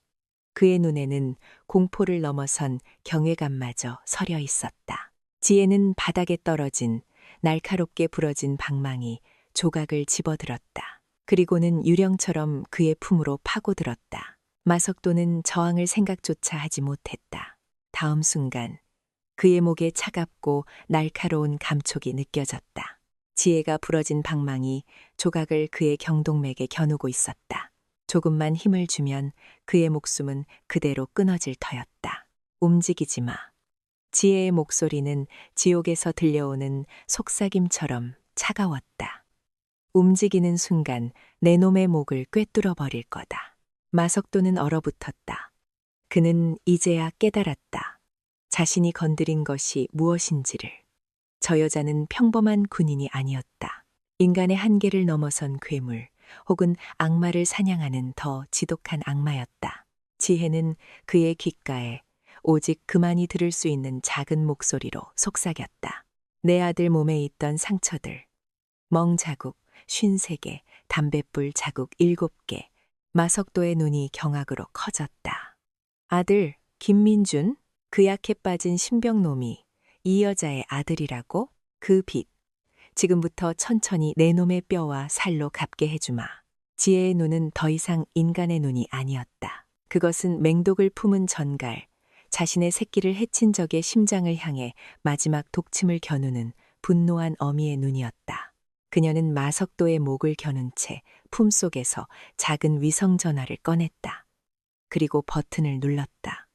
그녀의 입에서 나온 말은 마석도에게 내려지는 마지막 사형 선고였다. 전갈, 센터 호출, 작전 쇠 방망이 개시, 목표 전원 제압 완료. 지금부터 청소를 시작한다. 그 말이 끝나기 무섭게 야구장 상공에서 모든 소음을 집어삼키는 지옥의 굉음이 들려오기 시작했다. 두두두두두두두두. 하늘이 검은 헬기들의 그림자로 뒤덮이고 있었다. 전갈, 센터 호출, 작전명 쇠 방망이 개시. 윤지혜의 목소리가 위성전화를 통해 대한민국 특수전사령부 지휘통제실로 전송되는 순간 그곳의 모든 공기는 얼음처럼 차갑게 얼어붙었다. 정갈, 부사령관 윤지혜 소장이 직접 현장에서 사용하는 살아있는 전설과도 같은 호출 부호, 그리고 그 호출 부호와 함께 작전 개시 명령이 떨어졌다는 것은 지금 이 순간 비공식적인 전쟁이 시작되었음을 의미했다. 지휘통제실 중앙, 거대한 스크린에는 야구장의 실시간 위성 영상과 상공을 선회하는 스텔스 드론이 촬영한 고화질 영상이 동시에 떠 있었다. 박진수 중령은 마른 침을 삼키며 스크린을 응시했다. 그는 조금 전 스크린을 통해 벌어진 모든 상황을 숨죽인 채 지켜보았다. 5명의 거구를 상대로 펼쳐진 그녀의 압도적인 무력. 그것은 전투가 아니었다. 일방적인 학살에 가까운 예술의 경지에 이른 폭력이었다. 모든 부대, 위치로. 박진수 중령의 명령이 지휘 통제실 전체에 울려 퍼졌다. 작전 명수의 방망이. 목표, 이지스 여단 후방. 야구장. 적대 세력 전원 생포.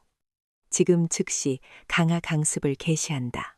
그 명령이 떨어지기가 무섭게 야구장 상공에서 기다리고 있던 검은 지옥이 그 아가리를 열었다. 두두두두두두두두두두두두두두. 상공을 선회하던 세 대의 블랙호크 헬기에서 검은 밧줄들이 폭포수처럼 쏟아져 내렸다. 그것은 단순한 레펠 강화가 아니었다. 헬기가 지상에 거의 닿을듯이 저공 비행을 하는 상태에서 대원들이 밧줄을 잡고 그대로 뛰어내리는 오직 최정예 특수부대만이 가능한 패스트로프 강습이었다.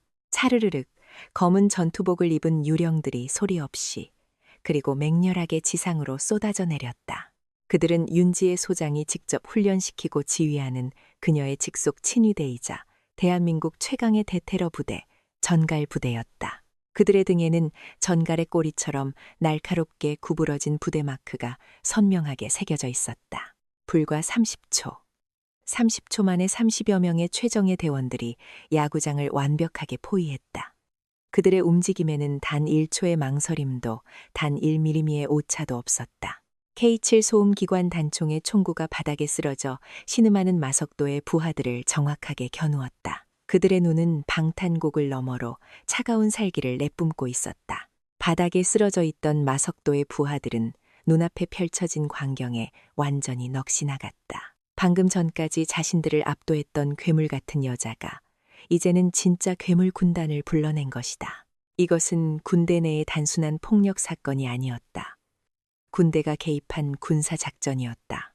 마석도는 자신의 목에 겨눠진 날카로운 쇠붙이의 감촉과 하늘에서 쏟아져 내린 검은 유령들의 존재에 완전히 이성을 상실했다.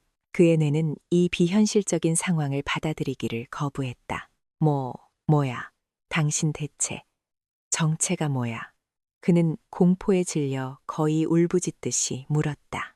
지혜는 그의 목에 겨누었던 방망이 조각을 거두었다. 그리고는 그의 멱살을 잡고 짐승처럼 끌어일으켰다. 그녀는 그의 눈을 똑바로 들여다보며 자신의 진짜 정체를 밝혔다. 그녀의 목소리는 조용했지만 그 어떤 천둥 소리보다도 더 무겁게 마석도의 고막을 때렸다. 육군 특수전사령부 부사령관 소장 윤지혜. 그녀는 잠시 말을 멈췄다. 그리고는 그의 영혼을 파괴할 마지막 한마디를 덧붙였다. 그리고 내 놈이 개처럼 때리고 담뱃불로 지졌던 김민준 일병의 어머니다. 그 순간 마석도의 세상이 무너져 내렸다. 소장, 2개의 별을 단 장군. 그것도 특수부대를 지휘하는 군내에서도 가장 무서운 존재 중 하나. 그리고 자신이 그렇게 하찮게 여겼던 신병놈의 어머니. 모든 퍼즐 조각이 맞춰지며 그를 덮친 것은 거대한 절망과 죽음의 공포였다. 그는 자신이 얼마나 멍청하고 얼마나 거대한 존재를 건드렸는지 이제야 깨달았다. 살려주십시오. 그의 입에서 비굴한 애원이 흘러나왔다. 하지만 지혜의 눈에는 자비 따위는 없었다. 그녀는 마석도를 바닥에 내팽개쳤다. 전갈 부대원들이 다가와 저항할 의지조차 상실한 마석도와 그의 부하들을 거칠게 제압하고 수갑을 채웠다.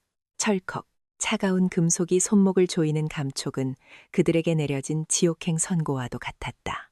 한 대원이 지혜에게 다가와 거수경례를 했다.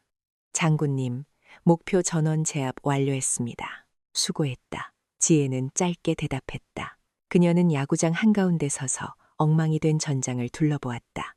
바닥에는 부러진 야구방망이 조각들이 널려 있었고 한때 이곳의 왕이었던 자들은 이제 죄수가 되어 무릎을 꿇고 있었다. 그녀는 다시 위성 전화를 들었다. 이번에는 다른 번호를 눌렀다. 합참의장 직통 라인이었다. 충성. 강서현 의장님, 저 윤지혜입니다. 소화기 저편에서 강서현 의장의 차분한 목소리가 들려왔다. 윤 장군, 상황은 방금 군 내부의 거대한 암덩어리 하나를 도려냈습니다. 예상했던 대로 그 뿌리는 훨씬 더 깊고 높은 곳을 향하고 있었습니다. 백종환 건과 관련이 있는 건가? 그렇습니다, 의장님. 그들은 같은 뿌리에서 자라난 다른 줄기의 독버섯이었습니다. 육군 참모총장 한상필. 그가 이 모든 것의 배후입니다. 수화기 저편에서 잠시 침묵이 흘렀다. 강서연의 목소리에 차가운 분노가 서렸다. 증거는? 확실합니다. 판도라의 상자 확보했습니다.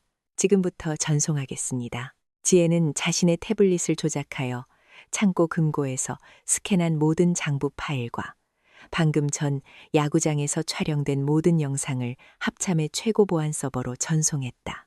파일 전송이 완료되자 강서연의 명령이 떨어졌다. 수고했네, 윤 장군. 이제부터는 내가 처리하지. 당장 한상필 총장을 긴급 체포하겠네. 잠시만 기다려 주십시오, 의장님. 지혜는 그녀의 말을 막았다. 그렇게 쉽게 끝낼 수는 없습니다. 그자는 자신이 가진 모든 것을 빼앗기고 가장 높은 곳에서 가장 비참한 방식으로 추락해야만 합니다. 제가 그를 위한 마지막 무대를 하나 준비했습니다. 강서연은 지혜의 의도를 즉시 파악했다. 그녀의 목소리에 희미한 미소가 섞였다. 어떤 무대지? 지혜는 무릎 꿇고 떨고 있는 마석도를 내려다보며 자신의 마지막 계획을 설명하기 시작했다. 그것은 너무나도 대담하고 너무나도 잔인한 계획이었다. 한상필 총장을 자신의 발로 가장 영광스러운 자리에서 가장 치욕스러운 나락으로 걸어 들어가게 만드는 완벽한 함정이었다. 그녀의 계획을 모두 들은 강서연은 잠시 침묵하더니 이내 결심한 듯 말했다. 좋다. 자네의 뜻대로 하지. 청와대에는 내가 직접 연락해두겠네. 필요한 모든 지원을 아끼지 않겠어. 이 기회의 썩은 뿌리를 완전히 뽑아내도록 하자고. 감사합니다, 의장님. 전화가 끊겼다.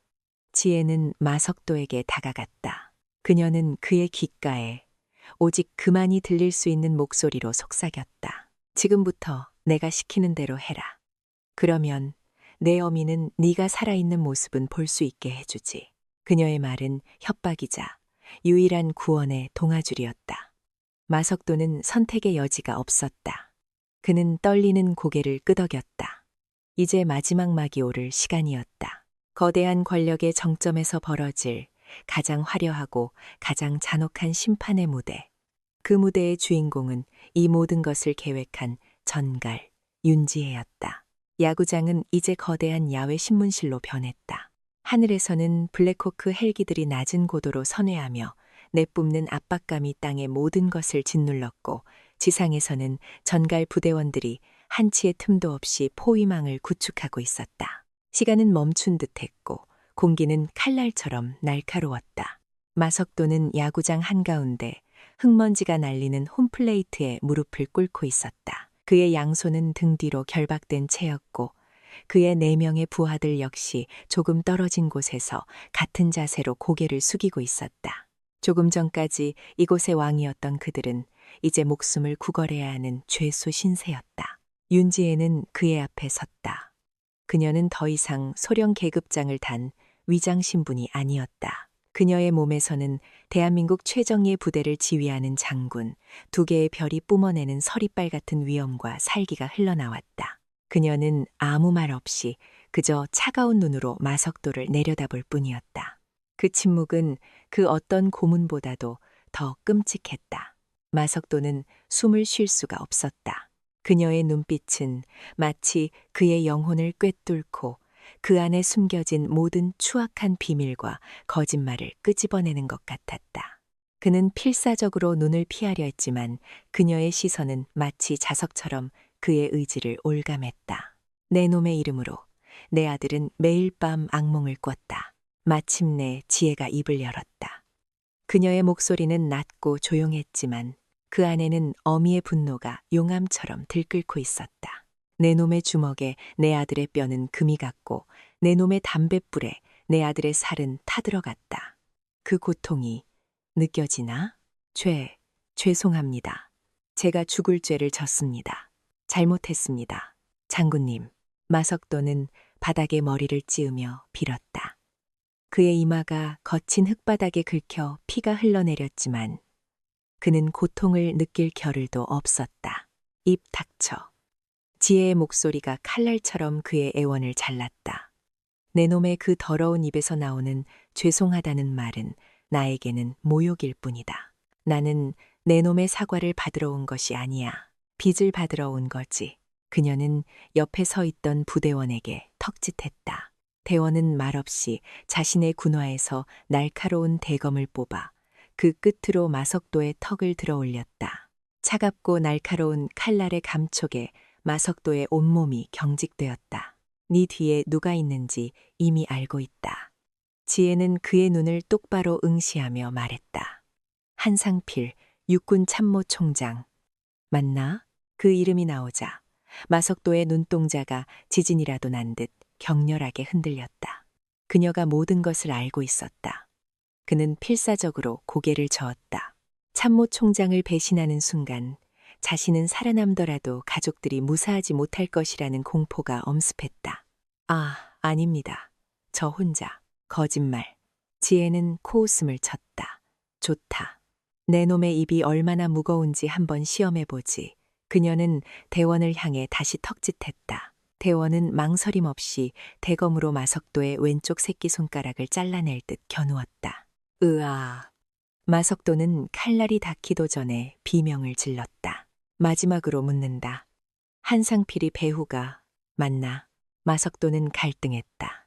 그의 머릿속에서 한상필의 서늘한 눈빛과 눈앞에 이 악마 같은 여장군의 불타는 눈빛이 교차했다. 어느 쪽을 선택하든 자신에게 남은 것은 지옥뿐이었다. 하지만 한상필의 지옥은 나중에 찾아올 것이고 이 여자의 지옥은 지금 당장 시작될 터였다. 그의 생존 본능이 이성을 압도했다. 네, 맞습니다. 한상필 참모총장님께서 모든 것을 지시하셨습니다. 마침내 그의 입에서 본물 터지듯 자백이 쏟아져 나왔다. 그는 모든 것을 포기한 사람처럼 자신이 아는 모든 것을 털어놓기 시작했다. 총장님께서는 수년 전부터 저를 이용해 비자금을 조성해 오셨습니다. 군수물자를 빼돌려 팔아넘기고 부대 내의 각종 이권 사업에 개입해서 상납금을 받아왔습니다. 저는 그저 총장님의 개에 불과했습니다. 그 더러운 돈은 어디로 흘러 들어갔지? 대부분 총장님의 차명 계좌로 들어갔습니다. 그리고 일부는 정치권의 뇌물로 전달되기도 했습니다. 이 야구장도 사실은 총장님께서 외부의 중요한 손님들을 접대하기 위해 지으라고 명령하신 것입니다. 그의 자백은 충격적이었다. 이것은 단순한 군납 비리를 넘어선 군과 정치권이 결탁한 거대한 부패 게이트였다. 김민준 일병. 내 아들은 왜 건드렸나? 지혜는 가장 본질적인 질문을 던졌다. 마석도는 차마 그녀의 얼굴을 쳐다보지 못하고 고개를 숙인 채 떨리는 목소리로 대답했다. 그게 김민준 일병이 우연히 저희가 외부 업자와 거래하는 현장을 목격했습니다. 그래서 입막음을 하기 위해 겁을 좀 주려고 했던 것이 일이 커졌습니다. 한상필 총장님께서도 혹시라도 정보가 새어나갈지 모르니 확실하게 처리하라고 지시하셨습니다. 확실하게 처리하라. 그 말은 지혜의 가슴에 다시 한번 불을 질렀다. 그들은 단순히 입막음을 위해 자신의 아들을 반쯤 죽여놓았던 것이다. 그래서 내 놈의 그 더러운 손으로 내 아들을 때리고 담뱃불로 지졌나? 죽을 죄를 졌습니다. 장군님. 하지만 저도 어쩔 수 없었습니다.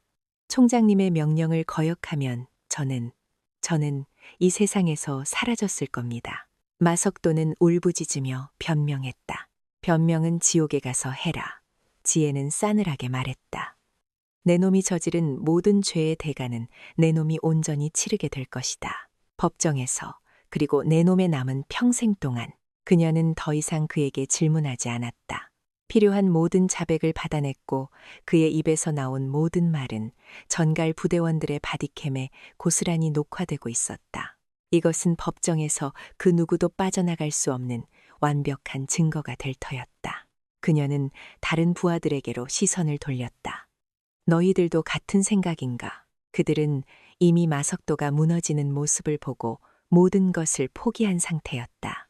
그들은 서로 먼저랄 것 없이 고개를 끄덕이며 자신들이 저지른 죄와 마석도의 모든 만행을 앞다투어 자백하기 시작했다. 그 비굴한 모습은 한때 신병들 위에서 군림하던 포악한 쇠박쥐무리의 모습이라고는 믿기 힘들 정도였다. 모든 자백이 끝났다. 윤지혜는 차갑게 식은 눈으로 그들을 내려다보았다. 내 놈들은 군인의 명예를 더럽혔다. 전우를 때리고 국가의 재산을 훔치고 상관의 명령이라는 이름 아래 살인 미수까지 저질렀다. 너희들은 더 이상 군인이 아니다. 그저 군복 입은 깡패 새끼들에 불과해. 그녀는 그들에게 등을 돌렸다. 더 이상 그들의 추악한 모습을 보고 싶지 않았다. 그녀는 자신의 부관 박진수 중령을 불렀다. 이 쓰레기들을 당장 국방부 직할 교도소로 이송해 독방에 쳐넣고 변호사는 물론 그 어떤 외부와의 접촉도 일절 금지시켜. 한상필이 체포되기 전까지 이놈들의 존재는 이 세상에 없는 것이다. 알겠습니다, 장군님. 전갈 부대원들이 마석도와 그의 무리를 짐짝처럼 끌고 헬기로 향했다. 그들은 끌려가면서도 마지막까지 지혜를 향해 살려달라고 애원했다. 하지만 그 애원은 헬기의 굉음에 묻혀 허무하게 흩어질 뿐이었다. 헬기가 이륙하고 야구장에는 다시 정적이 찾아왔다. 지혜는 텅 빈 야구장 한가운데 서서 지는 해를 바라보았다. 붉은 노을이 마치 피처럼 하늘을 물들이고 있었다. 이제 남은 것은 마지막 사냥감. 이 모든 비극을 만들어낸 진짜 몸통. 그녀는 한상필의 오만하고 위선적인 얼굴을 떠올렸다. 그리고 그 얼굴 위로 고통에 일그러진 아들의 얼굴이 겹쳐졌다. 그녀는 주먹을 꽉 쥐었다. 기다려라, 한상필. 내 놈을 위한 최고의 무대를 준비해 놓았으니. 복수의 마지막 장이 이제 막 펼쳐지려 하고 있었다. 이지스 여단의 야구장은 이제 거대한 작전 지휘본부로 변모했다. 정갈 부대원들은 일사불란하게 움직이며 첨단 통신 장비를 설치하고 외부의 모든 접근을 완벽하게 차단했다. 해가 저물고 어둠이 내렸지만 야구장의 조명탑은 대낮처럼 환하게 불을 밝히며 곧 시작될 마지막 연극의 무대를 비추고 있었다. 무대의 중앙, 마석도는 의자에 묶인 채 앉아 있었다. 그의 얼굴은 공포와 절망으로 완전히 하얗게 질려 있었다. 그는 방금 전 윤지의 소장으로부터 상상조차 할 수 없는 미친 것 같은 명령을 들었다. 바로 자신의 손으로 자신을 구렁텅이에 빠뜨린 주인 한상필 육군 참모총장에게 전화를 걸라는 것이었다. 싫습니다. 그렇게는 못합니다. 총장님께서 제가 배신한 걸 아시면 저는. 마석도는 미친 사람처럼 고개를 저었다. 한상필의 보복은 그에게 죽음보다 더 끔찍한 공포였다. 윤지혜는 그의 앞에 쪼그려 앉아 그의 눈높이를 맞췄다. 그녀의 목소리는 악마의 속삭임처럼 부드럽지만 치명적이었다. 선택해라, 마석도. 지금 내 손에 죽고 내 가족들도 온전치 못하게 될 것인가? 아니면 마지막으로 나를 위해 연극을 한편하고 법정에서 정상 참작을 받아 살아남을 것인가? 그녀는 주머니에서 작은 태블릿을 꺼내 그의 눈앞에 펼쳐 보였다. 화면에는 그의 노모와 어린 아들의 실시간 영상이 떠 있었다. 그녀의 정보팀이 이미 그의 모든 것을 파악하고 감시하고 있다는 소리 없는 경고였다. 마석도의 마지막 저항 의지가 완전히 꺾였다. 그는 무너져 내렸다. 제가 어떻게 하면 되겠습니까? 좋다. 지혜는 만족스러운 미소를 지었다. 지금 당장 한상필에게 전화해. 그리고 보고해라. 합참에서 온 윤지의 소령을 처리했다고. 아주 깔끔하게. 누구도 모르게 해치웠다고 말이야. 마석도는 침을 꿀꺽 삼켰다. 그리고요? 그리고 그를 초대해라. 지혜의 눈이 뱀처럼 번뜩였다. 내일 저녁 청와대에서 열리는 특별한 파티에 그를 초대하는 거다. 모든 일이 성공적으로 끝난 것을 축하하고 판도라의 상자를 직접 넘겨주겠다면서 말이야. 청와대요? 그게 무슨... 마석도는 자신의 귀를 의심했다. 시키는 대로 해. 나머지는 내가 알아서 한다.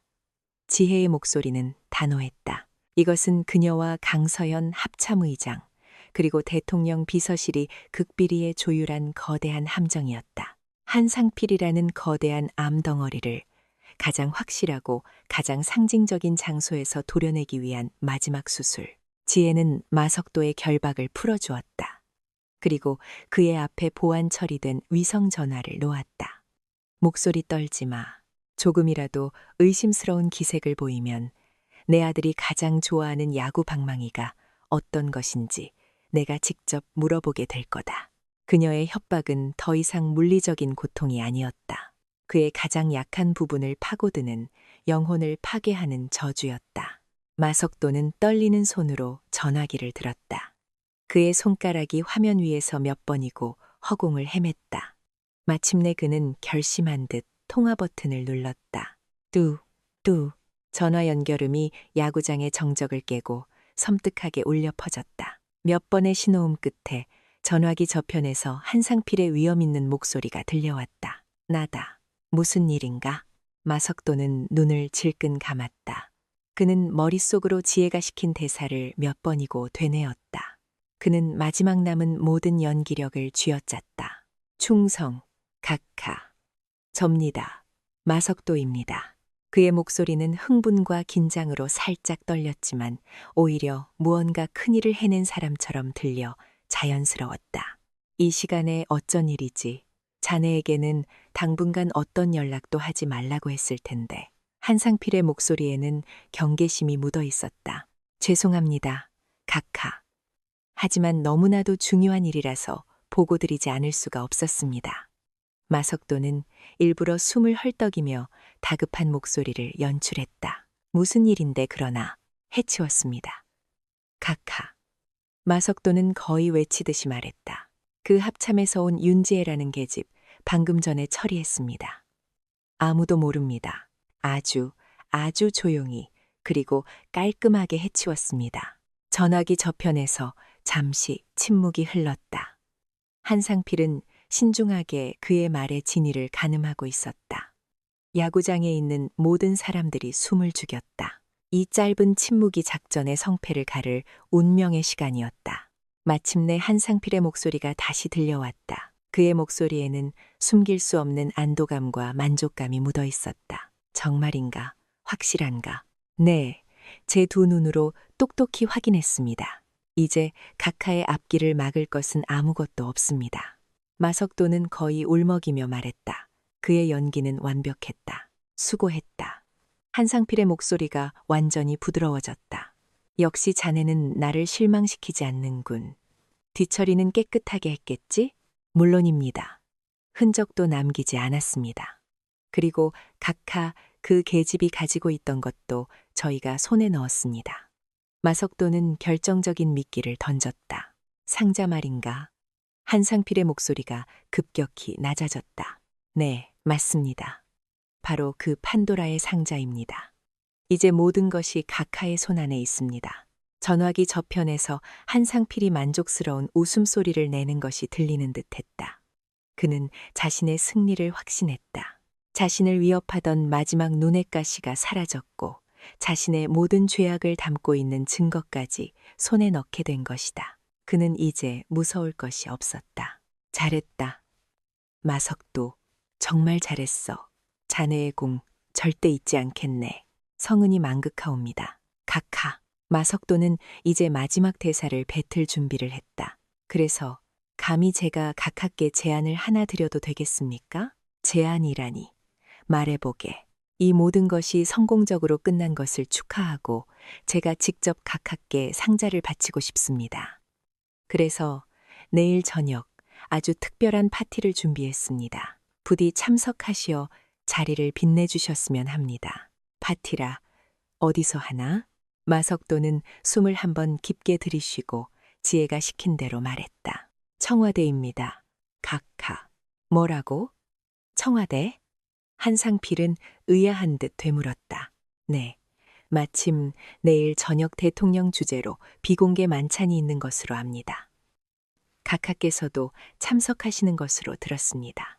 제가 그 자리에 잠시 들어가 각하께 조용히 물건을 전달해 드리고자 합니다. 그곳만큼 안전하고 또 각하의 성공을 축하하기에 걸맞은 장소는 없다고 생각합니다. 마석도의 제안은 너무나도 대담했지만 동시에 한상필의 오만한 자존심을 완벽하게 자극했다. 청와대, 대한민국 권력의 심장부, 그곳에서 자신의 승리를 확인하고 자신의 죄악이 담긴 족쇄를 영원히 손에 넣는다. 이보다 더 완벽한 시나리오는 없었다. 그는 자신의 권력이 청와대 안에서조차 은밀한 거래를 가능하게 할 것이라고 믿어 의심치 않았다. 재미있는 생각이군. 한상필은 킬킬 웃었다. 그는 완전히 함정에 빠졌다. 좋다. 그렇게 하지. 내일 저녁 만찬장에서 보세. 자네의 선물을 기대하고 있겠네. 감사합니다. 각하. 감사합니다. 뚝. 전화가 끊겼다. 마석도는 전화기를 내려놓기가 무섭게 온몸에 힘이 풀려 바닥에 주저앉았다.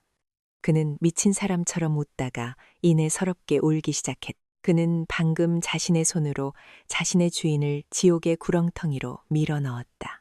그리고 자신 또한 그 지옥에서 벗어날 수 없음을 직감했다. 윤지혜는 차가운 눈으로 그를 내려다보았다. 그녀의 얼굴에는 어떤 동요도 없었다. 수고했다. 약속대로 내 어미는 네가 법정에 서는 모습까지는 볼 수 있을 거다. 그녀는 부하들에게 명령했다. 이놈들을 당장 헬기에 태워. 작전이 끝날 때까지 그 누구의 눈에도 띄어서는 안 된다. 헬기의 로터가 다시 굉음을 내며 회전하기 시작했다. 모든 것이 계획대로 진행되고 있었다. 이제 남은 것은 마지막 한 장면.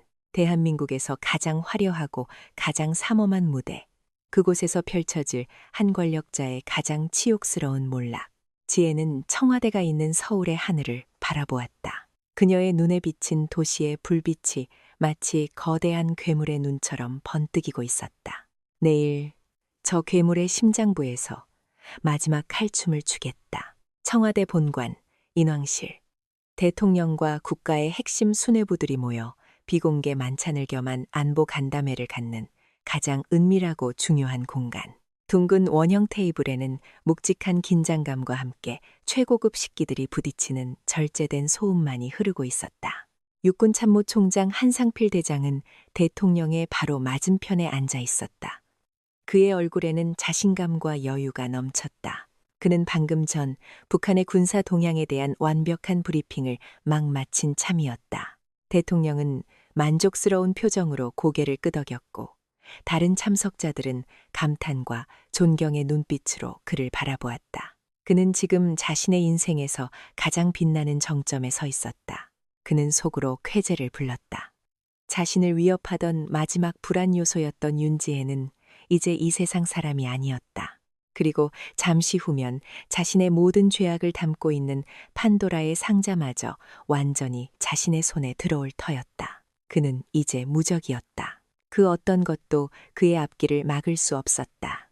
한 총장님의 해박한 식견 덕분에 늘 든든합니다. 대통령이 부드러운 미소와 함께 그에게 와인잔을 건넸다. 국가를 위해 건배합시다. 성은이 망극하옵니다. 각하.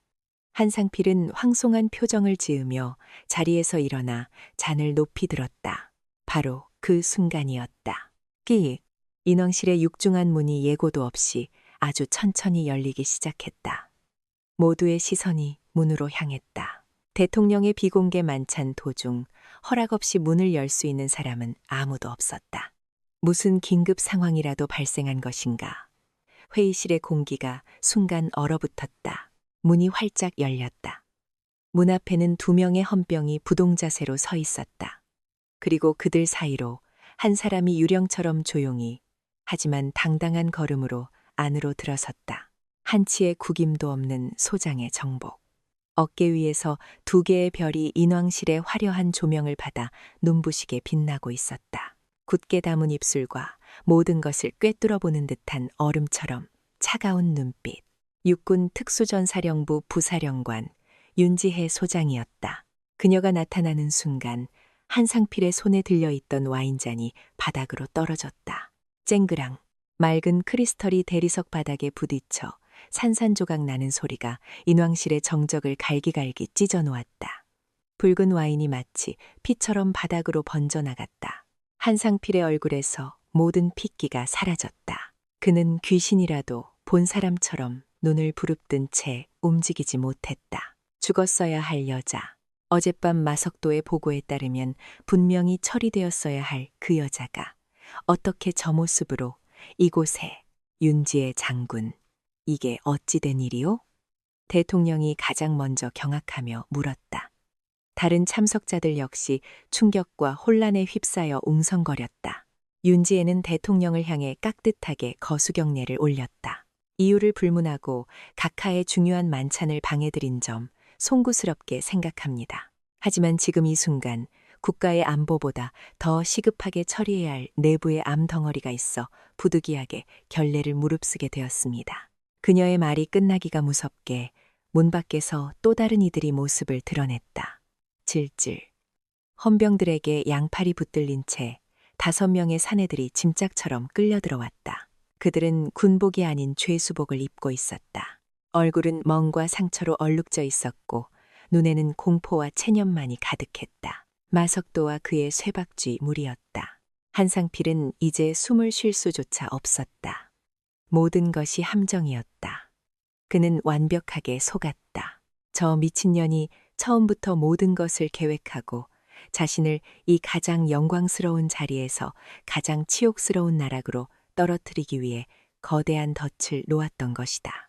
지혜는 한상필을 똑바로 경멸이 가득 담긴 눈으로 응시했다. 그리고는 대통령과 모든 수뇌부들이 듣는 앞에서 그의 사형 선고를 내렸다.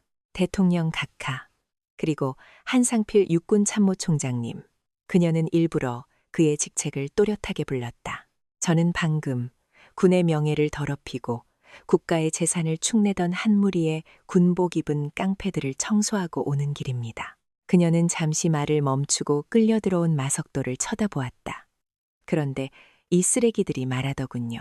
자신들을 조종하는 진짜 주인이 지금 바로 이 방 안에 앉아 있다고 말입니다. 그 말이 떨어지는 순간 인왕실의 모든 공기는 납처럼 무거워졌다. 모든 사람의 시선이 윤지혜와 한상필 사이를 오갔다. 무슨 무례한, 저 여자가 지금 미쳤나. 한상필은 마침내 정신을 차리고 분노에 찬 목소리로 고함을 질렀다. 그는 대통령을 향해 억울하다는 듯 외쳤다. 각하, 이것은 명백한 모함입니다. 저 여자가 개인적인 앙심을 품고 저런 쓰레기들을 사주하여 저를 음해하려는 것입니다. 당장 전현과 저놈들을 끌어내 주십시오. 그의 발악은 처절했지만 이미 때는 늦었다. 지혜는 조금도 동요하지 않았다. 그녀는 무릎 꿇고 떨고 있는 마석도에게 다가가 그의 턱을 잡고 고개를 들게 했다. 마석도, 내 주인에게 마지막 인사는 해야지. 그녀의 목소리는 차가웠다. 말해봐라. 내 뒤에서 이 모든 것을 지시하고 내게 내 아들을 때리라고 명령하고 어젯밤에는 나를 죽이라고 명령한 자가 누구지? 마석도는 흐느끼며 떨리는 손가락으로 테이블 상석에 앉아있는 한 사람을 가리켰다. 저분이십니다. 한상필 참모총장님이 제 주인이십니다. 그 한마디는 거대한 제국을 무너뜨리는 마지막 망치질이었다. 한상필은 털썩 소리를 내며 의자에 주저앉았다. 그의 얼굴은 이제 하얀색을 넘어 죽은 사람처럼 회색빛이 되어 있었다. 모든 것이 끝났다. 대통령은 차갑게 식은 얼굴로 자리에서 일어났다. 그는 배신감에 떨리는 목소리로 말했다. 한상필 대장, 나는 그대를 전적으로 신뢰했네. 그런데 그대는 국가와 나의 신뢰를 그렇게 처참하게 짓밟았단 말인가. 각하, 모함입니다. 믿어주십시오. 하지만 그의 변명은 더 이상 누구의 귀에도 들리지 않았다. 윤지혜는 마지막 쐐기를 박았다. 그녀는 품속에서 외장 하드디스크 하나를 꺼내 테이블 위로 던졌다. 쿵! 묵직한 소리가 났다. 판도라의 상자입니다. 지난 20년간 한상필이 저지른 모든 횡령, 뇌물, 그리고 살인교사의 증거가 이 안에 전부 담겨 있습니다. 더 이상의 설명은 필요 없었다. 대통령은 옆에 서 있던 헌병대장에게 고개를 끄덕였다. 그것은 체포를 허가하는 신호였다. 헌병들이 한상필에게 다가갔다. 이건 놔. 나는 대한민국 육군 참모총장이다. 내 놈들이 감히. 놔. 그는 마지막까지 발악했지만 그의 어깨에 달려있던 4개의 별, 대장의 계급장이 헌병의 손에 힘없이 뜯겨나갔다. 그의 모든 권력과 명예가 그렇게 바닥으로 추락했다. 그는 끌려나가면서도 마지막까지 윤지혜를 향해 증오의 찬 눈빛을 보냈다. 윤지혜, 인연, 내가, 쾅. 인왕실의 문이 닫히고 한 시대의 권력자는 그렇게 가장 화려한 무대에서 가장 치욕스러운 퇴장을 맞이했다. 회의실에는 무거운 침묵만이 흘렀다. 윤지혜는 말없이 뜯겨져 나간 대장 계급장을 주워들었다. 그리고는 그것을 대통령 앞 테이블 위에 올려놓았다. 군에 썩은 가지 하나를 오늘 잘라냈습니다. 이 상처가 아무는데 시간이 걸리겠지만 반드시 더 건강하고 강한 군으로 거듭나겠습니다. 그녀의 말에는 새로운 시대를 열겠다는 굳은 의지가 담겨 있었다. 모든 심판이 마침내 끝났다. 에필로그. 청와대 인왕실에서 한상필 대장이 체포되던 그 밤, 대한민국 군의 역사는 새로운 전환점을 맞았다. 그것은 단순히 한 명의 부패한 장군이 몰락한 사건이 아니었다. 수십 년간 군의 심장부를 좀먹어온 거대한 암 덩어리가 마침내 그 추악한 시전저 실체를 드러내고 제거되기 시작한 신호탄이었다. 판도라의 상자가 열리자 그 후폭풍은 상상을 초월했다. 한상필의 몰락은 거대한 도미노의 첫 번째 조각에 불과했다. 그와 결탁하여 온갖 비리를 저질러온 수십 명의 장성들과 정치인, 그리고 방산업체 관계자들이 줄줄이 쇠고랑을 찼다. 대한민국은 연일 터져나오는 거대한 군피아 게이트의 충격과 분노에 휩싸였다. 하지만 그 혼돈의 끝에는 정화의 희망이 있었다. 대통령은 국방부 특별감찰단에 정권을 부여했고 윤지혜 소장과 강서연 합참의장이 그 선봉에 섰다. 2명의 강철 같은 여장군은 한치의 타협도 없이 군의 가장 깊숙한 환부까지 도려내는 대수술을 감행했다. 그 과정에서 수많은 저항과 음해가 있었지만 그들은 멈추지 않았다. 아들을 그리고 전우들을 지키기 위해 기꺼이 지옥불에 뛰어들었던 두 어머니에게 두려움 따위는 존재하지 않았다. 시간이 흘렀다. 격렬했던 폭풍이 지나가고 군내는 서서히 새로운 질서와 희망의 아침이 밝아오고 있었다. 1년 후 제27기계화보병사단, 이지스 여단. 1년 전 부패와 폭력의 온상이었던 이곳은 완전히 다른 모습으로 변해 있었다. 연병장에서는 힘찬 기합 소리와 함께 건강한 땀방울이 햇살 아래 빛나고 있었다. 병사들의 얼굴에는 더 이상 공포와 체념의 그늘이 없었다. 서로를 믿고 의지하는 전우애와 국가를 지킨다는 자부심이 그 자리를 대신하고 있었다. 그 변화의 중심에는 새로운 3대 대장으로 부임한 한 명의 장교가 있었다. 대대장님께 대하여 경례, 충성, 환하게 웃으며 이제는 늠름한 지휘관이 된 청년, 김민준 중이었다. 그는 끔찍했던 과거의 상처를 모두 이겨내고 어머니와 같은 강인하고 정의로운 군인으로 성장해 있었다. 그리고 그날 이지스 여단에는 아주 특별한 손님이 방문했다. 어머니. 여단 정문. 민주는 활짝 웃으며 달려오는 어머니를 맞았다. 정복이 아닌 평범한 어머니의 모습으로 찾아온 윤지혜였다. 그녀는 더 이상 2개의 별을 단 장군이 아니었다. 한상필 게이트를 성공적으로 마무리한 후 그녀는 군의 명예를 바로 세운 공을 인정받았지만 동시에 과잉 대응이라는 일부의 비판 속에서 미련 없이 군복을 벗었다. 그녀는 권력을 위해 싸운 것이 아니었다. 오직 아들을, 그리고 아들과 같은 수많은 젊은이들을 지키기 위해 싸웠을 뿐이었다. 우리 아들, 아주 늠름한 지휘관이 다 됐네. 지혜는 훌쩍 자란 아들의 어깨를 자랑스럽게 토닥였다. 두 모자는 나란히 연병장을 걸었다. 그리고 그들의 시선은 한 곳, 예전에는 비리의 온상이었지만 이제는 모든 병사들을 위한 진정한 휴식처가 된 야구장을 향했다. 그곳에서는 병사들이 즐겁게 웃으며 캐치볼을 하고 있었다. 평화로운 풍경이었다. 지혜는 아들의 손을 잡았다. 기억하렴. 아들아, 군인이 지켜야 할 것은 국가의 영토만이 아니란다.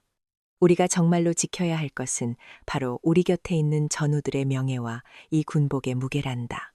네, 어머니, 명심하겠습니다. 두 사람은 말없이 평화로운 오후의 햇살이 쏟아지는 야구장을 바라보았다. 모든 싸움이 끝나고 마침내 진정한 평화가 찾아온 순간이었다. 야구 방망이. 누군가는 그것으로 공을 치고 꿈을 향해 달려갑니다. 하지만 또 다른 누군가는 그것으로 동료를 내리치고 자신의 추악한 욕망을 채웁니다. 한 명의 어머니가 있었습니다. 그녀는 군인이었고 장군이었습니다. 하지만 그녀는 자신의 아들이 그 차가운 쇠방망이 아래 신음하고 있다는 사실을 알게 되었습니다. 그녀는 계급장을 벌였습니다. 그리고 기꺼이 어미맹수가 되어 아들을 해친 늑대들의 소굴로 뛰어들었습니다. 그녀는 보여주었습니다. 진정한 힘은 어깨 위의 별에서 나오는 것이 아니라는 것을. 진정한 강함은 두꺼운 근육이 아닌 결코 꺾이지 않는 정의로운 마음에서 나온다는 것을. 그녀는 우리에게 묻습니다. 당신 손에 들린 그 힘을 당신은 어디에 사용하시겠습니까? 약자를 억압하는 몽둥이로 사용하시겠습니까? 아니면 불의에 맞서 싸우는 정의의 방패로 사용하시겠습니까? 진정한 힘은 어디에서 온다고 생각하십니까? 근육입니까? 계급입니까? 아니면 결코 고개 숙이지 않는 용기입니까?